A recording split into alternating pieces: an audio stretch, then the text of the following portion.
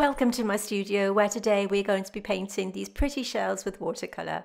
So let's just talk really quickly about materials. I'm using a mixed media paper today, and I've traced down my shells this way. You can of course draw them freehand, but we do provide you with a free reference photograph and trace down drawing, and I'll explain later on how you can obtain them. My palette is a ceramic palette, a set of 2 from Etcher, and it's really great because it has plenty of wells and it doesn't stain, and all of the paints and materials I'll be using I will of course list in the description box underneath this video, but as we work through the tutorial I'll be giving you alternative colours in case you don't have the colours that I've chosen. But I'm also going to be using this sweet little set from Etcher and my Dr. P.H. Martin's Bleed Proof White, again with alternatives. So let's get started with this tutorial. I have a clean glass of water and some kitchen paper, so let's dive in. So we'll be going to start by mixing watery mixes of our watercolour. Now if you are new to watercolour painting, it's all about building up your colours from light to dark. So make sure that you stay right until the end, where you sort of kick past that tricky stage to see it all unfold. Okay, so the colours that I'm going to be mixing up to begin with to form our initial wash are Piemontite Genuine by Daniel Smith. We also have the green colour that you see is Cascade by Daniel Smith, and also Moonglow. Like I said, I'll be telling you alternatives as you work through, so don't worry if you don't have these colours, although they are rather special. This is a number 4 synthetic spotter brush that I'm going to use to start with. Spotter brushes are very similar to round, but they do have a shorter bristle which make it easier to apply the paint. You'll notice that I have a small puddle of water in the middle of my palette. It helps the application a little bit easier, rather than dipping my brush into the jar, which makes it difficult to control. So as you can see, I'm applying the water where I want to drop the paint in, and this is called wet in wet. This is my number 4 silver line round brush. It has a fine point, and I've picked up the Moonglow by Daniel Smith, and you can see me dropping it in where I've applied that water. You'll notice, because the paper is damp, how this splurges into the water that we've applied, giving it that lovely kind of blurry look. Now Moonglow is a rather unusual colour, and you can kind of mix a similar colour yourself. I have done a recipe for this which is included in the video that I'm going to link on the top of your screen right now, so take a look at that. But you can use something like a neutral tint if you don't have this colour. This is Cascade. Now this is a rather special colour by Daniel Smith that I've recently discovered. It's kind of like a sort of viridian hue, but it has got bits of sort of gold and blue within it. So if you don't have this colour, you could use something like a viridian to substitute it. But I highly recommend these colours because they have a sort of granulating properties to them, and it makes the shell look super special. So do consider having a look at those if you want to. Like I said, I will link all of the necessary links in the description box underneath this video. And another special colour that we have here is Piemontite Genuine. Again, this is from Daniel Smith. This is from their Primatech range, I think. And you can see how I'm applying the colour straight onto the damp paper here, and using my brush to spread that colour.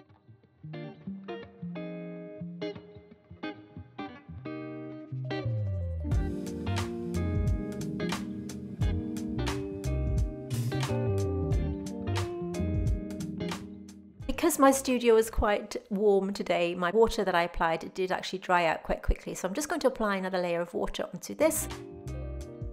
And then once again, just dropping in the paint. This time it's the Piemontite Genuine. Piemontite is a kind of sort of pinky browny tone. And if you don't have this, you could use something like, oh, I don't know, something like a Van Dyke brown, maybe with a bit of Potter's pink or something like that mixed in. But again, because this is a granulating colour, it is rather special, and it looks amazing on these shells. So just take a look. Once I've applied the colour, I'll blend it through like this.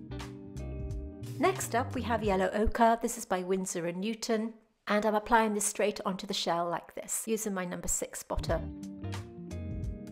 right up to that pencil line. So this is forming our base tones of our shells, and of course we're going to be building them up as we work through, like I said at the start, working from light to dark.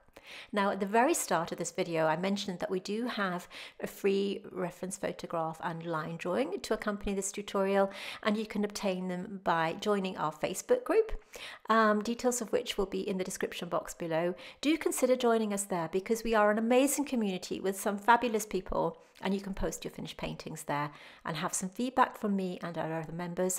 But there's another way. If you're not on Facebook, don't worry, you can still join in, because I'm going to put the line drawing and reference photograph right at the end of this video so that you can screenshot them and print them out that way, so be sure to stay right until the end. So having wet my paper again, I'm just dropping in the yellow ochre. When you're working wet and wet, this is a mixed media paper, so it's not as absorbent as the sort of general watercolor paper. So make sure that you just give that water a little bit of a time to sink in. So I've dropped in yellow ochre and also burnt umber. And you can see once again, because the paper is damp, it's giving that shell that really natural blur to form a really wonderful base tone on which we can build our colors later on. So right up to the pencil line using my number 4 spotter, then just dropping in burnt umber. I'm not going to give you alternatives for these because these are kind of general colours that people might have. But again, if you don't have them and you are struggling, do put a comment in the box below and I'll do my best to help you. So we're working with yellow ochre and burnt umber here, applying this onto the shell, making sure, of course, that our first layer is dry before we do this.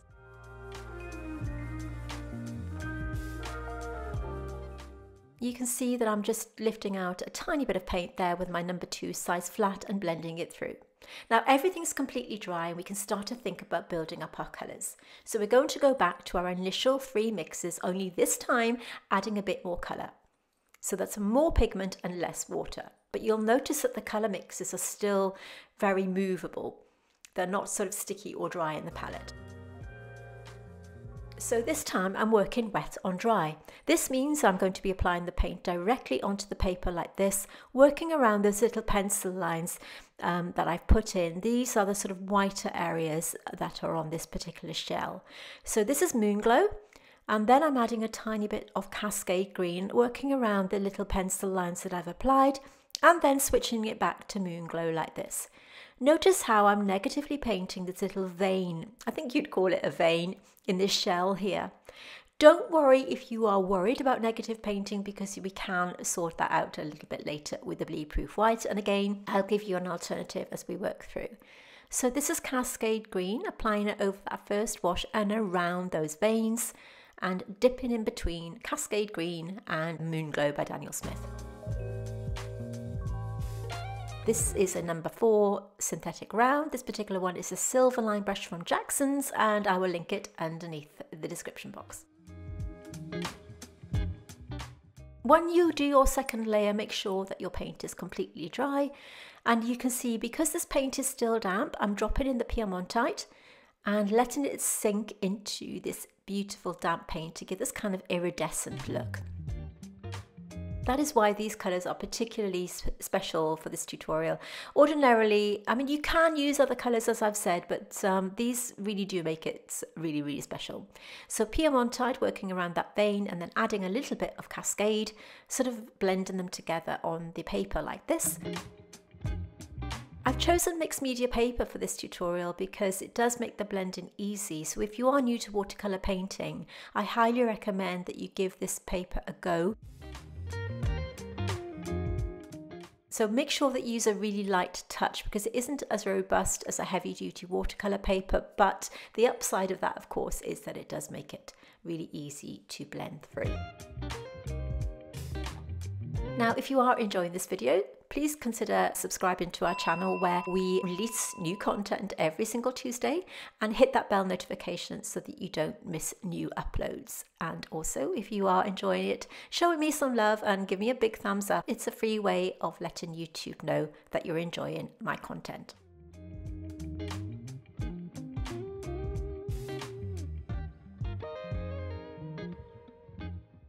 Working it through, you can see the colours that I've dropped in, and just blending it through. You'll notice that I've got this little puddle of water. As I said, the puddle of water in the middle of my palette here has actually become a little bit discoloured. But if I were to clean my brush in the jar, it can flood the brush with water and make it difficult to apply. So let's have a look at the shadows now. I'm just applying water in the same way that I did to begin with. And you'll need to apply this just where you're going to drop the paint as before. And I'm mixing a really watery mix of the moon glow and dropping it in, and you'll notice of course that it just sticks to the areas where we've applied the water. And of course you can use something like a neutral tint for this if you have it, or even Payne's grey.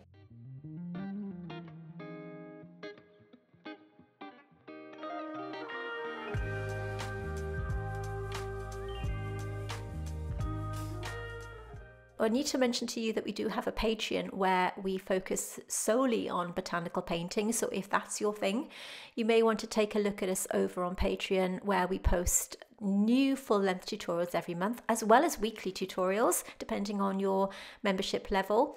The weekly videos are vlogs and doodles and all that kind of stuff, as well as podcasts. So if that's something that interests you and you'd like to support my channel, then I will link it in the description box underneath this video. Just to mention to you that if you don't want to join us on Patreon and you would like to support our channel, we do now have a thing called Super Thanks, where you can just scroll across and find the Super Thanks button on any of our videos and support us that way if you want to. Okay, let's get back to the job in hand. Everything's now dry, and I've mixed another mix of burnt umber, and we are going straight onto the paper, wet on dry, using the number 4 brush. This is a silver line brush, anything that you have with a fine point. So these shells, I went to the Gower Peninsula. If you know the UK, you may be familiar with the Gower. I'm originally from Wales and I grew up near there, and I took some photographs, spent the weekend there and took a load of photographs of shells and things that are reminiscent of the seaside, and I thought these would be a beautiful thing to paint, and I'm really enjoying painting them, and I hope that you like this tutorial too. So you can see that I've left the photograph on screen. This is something that you asked me to do some time ago, and hopefully you'll find it useful as I make the references to the colours that I'm using. So you can see how I'm applying the paint. Now I do have a particular way of applying the paint if you're not familiar with my tutorials. I have a separate video on that, which I will link on the top of your screen right now, so that you can click through and take a look to see it in a little bit more detail if you want to. So Piedmont Tight is going on now, and you can see with that damp brush I'm just blending it in to merge any of the hard edges. And again, just dropping it in. This paint is now slightly damp, so you can see how it's merging into the damp burnt umber as I work through.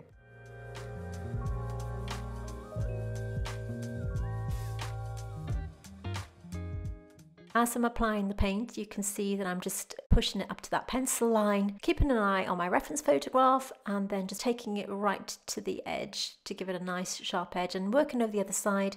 It's still damp, so you can see how I'm just sort of pulling around the beginnings of the shapes of the veins that we have in place. It's important at this point that the paper is slightly damp because we don't want any hard lines.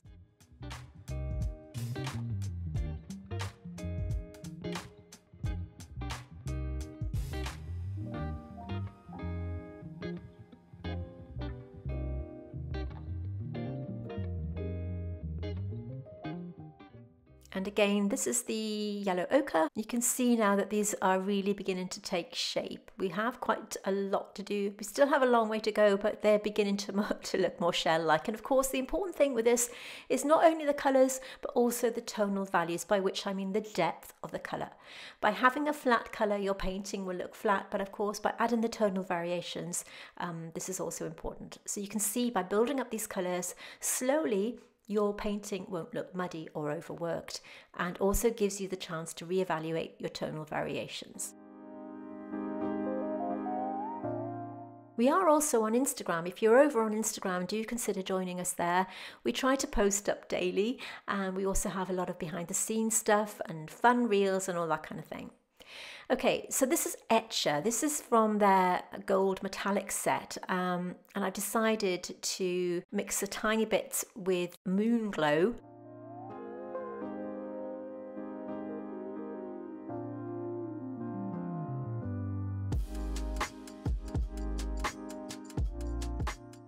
If you don't have this set, don't worry, or you don't even have to use the metallic paint, but if you have got any metallic paint, anything that's a kind of gold colour, then this would really work well here. I bought this set from Jackson's some time ago and I hadn't really had the chance to use it, so I thought this would be a really good time to put it into some good use.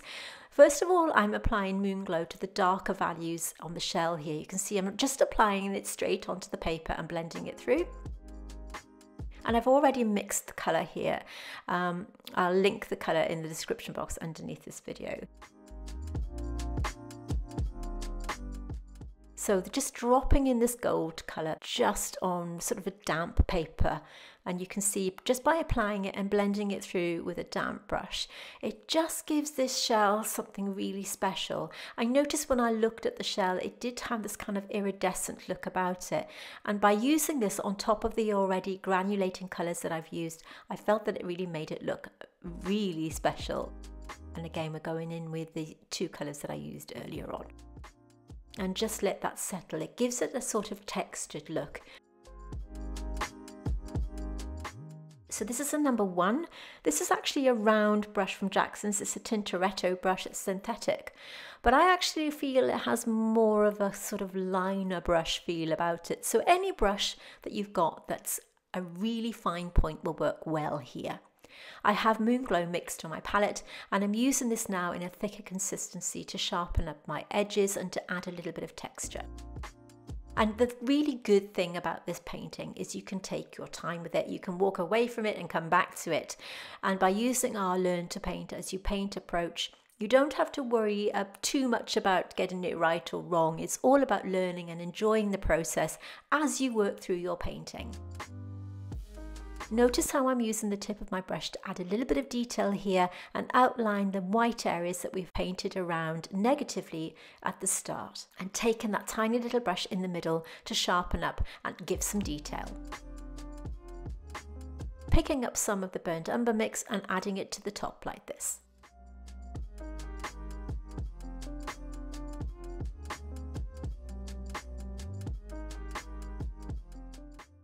Just adding a tiny bit more of the Moon Glow to the underside of the shell here to add a bit more shadow. Remember, you can build up your colours bit by bit. That way you have full control of your painting and you don't overwork it and make it look unnatural. So just by building the colours up slowly like this, it gives it a really natural feel. So back to the middle shell. This time I'm using Piemontite and I'm outlining this shell like this with my liner brush or my round brush, whichever you want to call it, and then going around the outside edge like this with a mixture of Piemontite and a little bit of burnt umber. This time, because we're working wet on dry, we can start to pull around those little markings on the shell like this.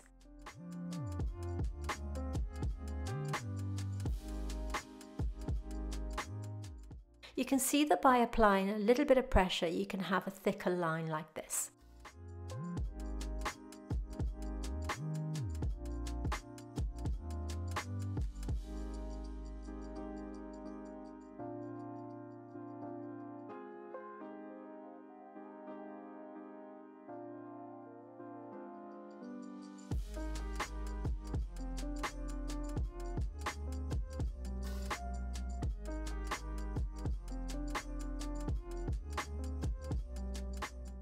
So the colour that you can see me applying here is just burnt umber with a tiny bit of Piemontite. So back to the Piemontite onto the top of the shell, and you can see how I'm applying these little lines here. I'm staying out of the middle element of the shell because there's a sort of highlight that's running right the way through. So I want to try and keep that light. You can see how I've added some water to the mix to make it look really natural at that top part.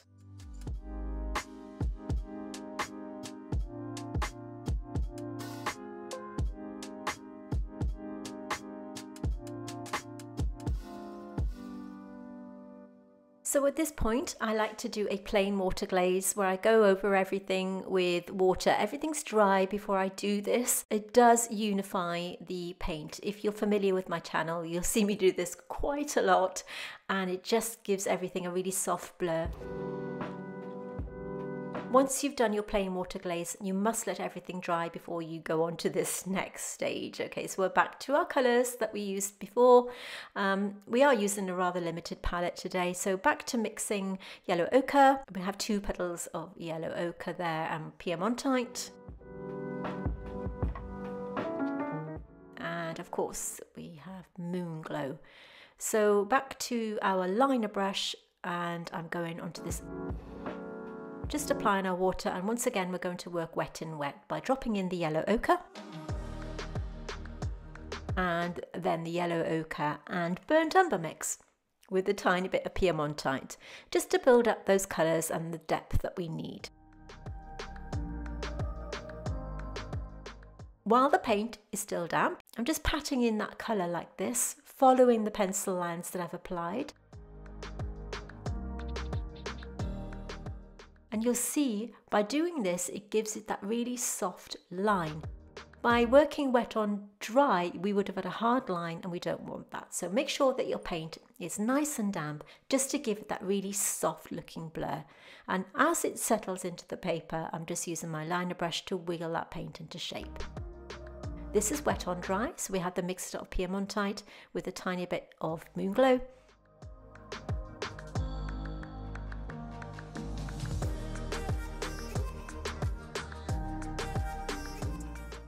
And just dropping in a tiny bit of moon glow and burnt umber. This element wasn't white, so I felt that I needed to add a tiny bit of colour there.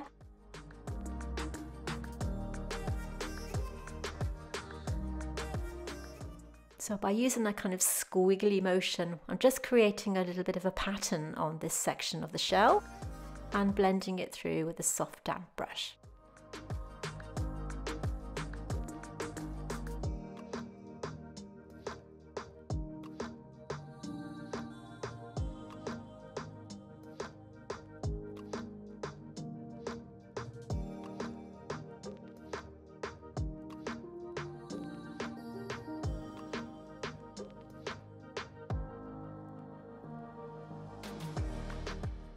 And adding a little bit of yellow ochre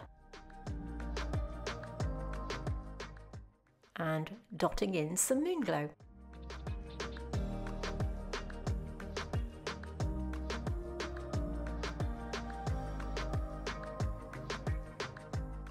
So as I said at the beginning, I don't want you to think that you can't join in with this tutorial if you don't have the exact colours that I use. You could still get a really decent painting by using colours that you have within your own kit. And remember, painting is all about having fun, and you can be creative and change it to make it look like your own painting. So don't worry if you don't have the colours that I've used within this particular tutorial. Use what you have. I always say use what you have, because invariably people will have different colours within their own paint kits, but it doesn't mean that you can't join in. Invariably you will have something very similar so that you can join in.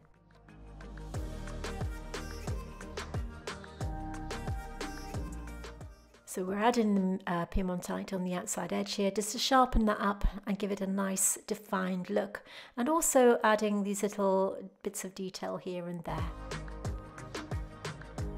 Darkening up the inside of the shell with piemontite and moon glow. Just dropping in some texture on the top and strengthening up some of the pattern within the shell. Okay, so we have Dr. P.H. Martin's Bleed Proof White. If you don't have this, you could use a white gouache or even Chinese white. I've mixed it around and I'm just going to put a tiny bit in my palette. If you feel a little bit nervous doing the negative painting on the first shell, you could just paint it as normal, and then you could paint out the negative shapes this way. So rather than negatively painting, you could paint them in at this point, if that makes sense. But what we are going to do is enhance them. So by picking up the bleed-proof white, you can see how I'm just applying it to the middle of these lines just to brighten them up. Now, because I've used this particular mixed media paper, this one's by De La Rowney, I really like it because it has this kind of brilliant white look that you don't often get with watercolour paper. And I just felt that these shells needed that brightness. But of course, I just think it looks really, really cool. So I'm using the bleed-proof white to enhance the white areas here and also paint in some of the pattern that we see on this particular shell. It would have been almost impossible to negatively paint around such a tiny space. So if you're a bit nervous about negative painting, you can paint them in this way. This is another way of doing it, but if you do have this colour, this just gives it a little bit of a boost. So you can see I'm just using the tip of my liner brush and I can just sharpen up those edges, or if maybe you've slightly gone into that area by mistake, now's your chance to remedy it. So if you don't have bleed-proof white, you could use a white gouache or even, like I said, a Chinese white or something that you have within your palette. Going on to the middle shell, I'm going to add a tiny bit of water to this now because we want to add those sort of lines coming down. So this time we are still applying it straight onto wet on dry, adding a bit of water just to soften that through.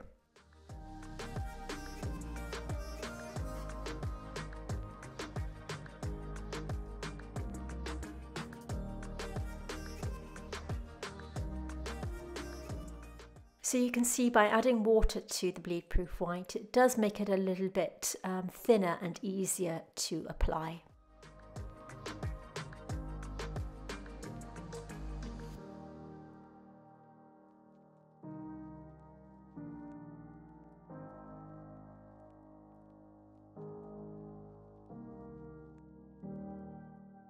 And by pressing down on my brush, I can create a sort of slightly thicker line. And the less pressure I apply, of course, I'm going to get a nice thin line like this. But I want to keep this fairly natural looking. You'll notice, as I said, the central part of this shell, as you look at it, it actually has a kind of highlight coming through. So you want to keep those lines nice and soft. Also painting in some of the lines that we see on the shell pattern. And we're going to soften those out in a moment with some water, just some plain water on the brush to make them look a lot softer. Like this, just blending it through. So a tiny bit of water on the brush and that will blend that hard edge out.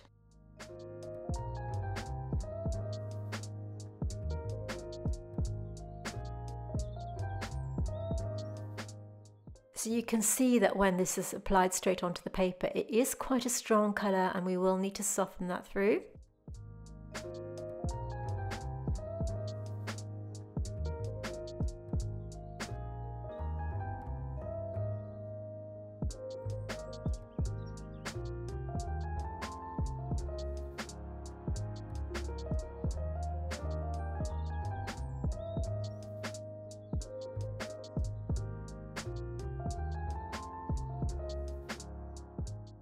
Working in between those darker lines now, just to enhance them using the bleed-proof white.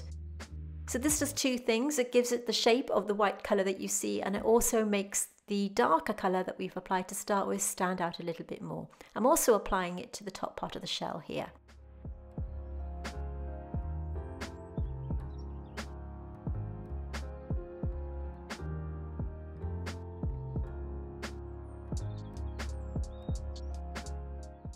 And just working around this section here, just adding a bit of detail as you can see me doing.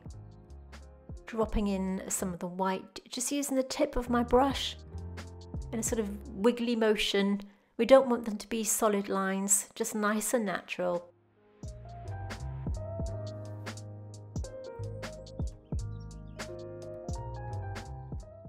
Just dotting in between there and just adding a bit more detail there. Cleaning my brush and then just softening them through just by using that damp brush.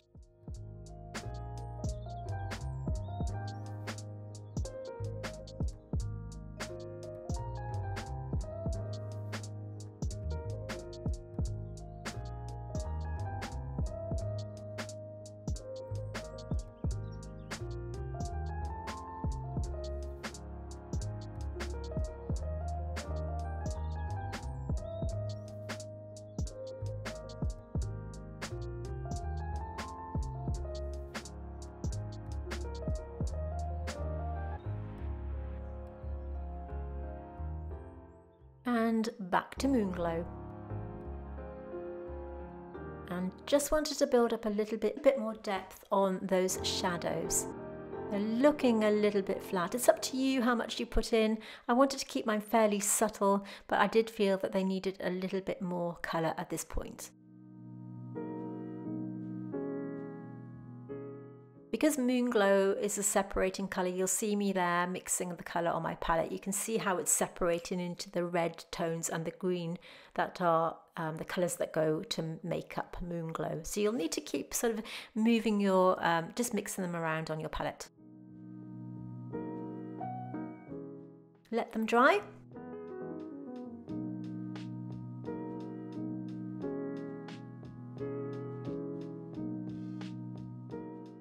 Okay, so I've added a little bit of Piemontite to the Moonglow. Now that everything's dry, I'm going to use this opportunity to really sharpen up those edges. So it may be that the colours sort of softened a little bit when you did your plain water glaze, and now's your chance to really sharpen up those colours and bring them to life and make them jump off the page. So I'm using, this is a mixture of burnt umber and Piemontite, and also using the Piemontite on its own in that thicker mix to go around the outside of the shell like this. And also using this opportunity to sharpen any details on the end shell here, adding a bit of pattern, and of course any tonal values that need sort of darkening up at this point would be a great time to do it.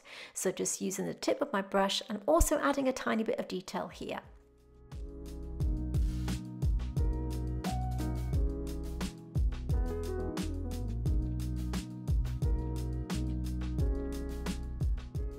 Now at this point you could call your painting finished, but because I'm desperate to use these paints from Etcher, I've decided to use olive. This is a kind of greeny goldy colour, and I really wanted to put it on the outside edge of my painting like this.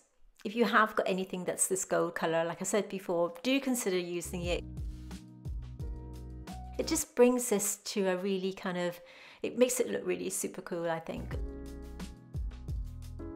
This is called Olive, and it's got a kind of goldy greeny tone to it. So if you have any kind of gold colours within your kit, then do use it. Just go now around the outside in the frame that I've drawn like this. This painting is now almost complete, so stay right until the end where I'm going to put the line drawing and the reference photographs so that you can print them off and join in with our tutorial. And remember, I put all the materials that I'm using in the description box. I hope you enjoyed this video. Do consider subscribing and giving it a big thumbs up, and I'll see you next time.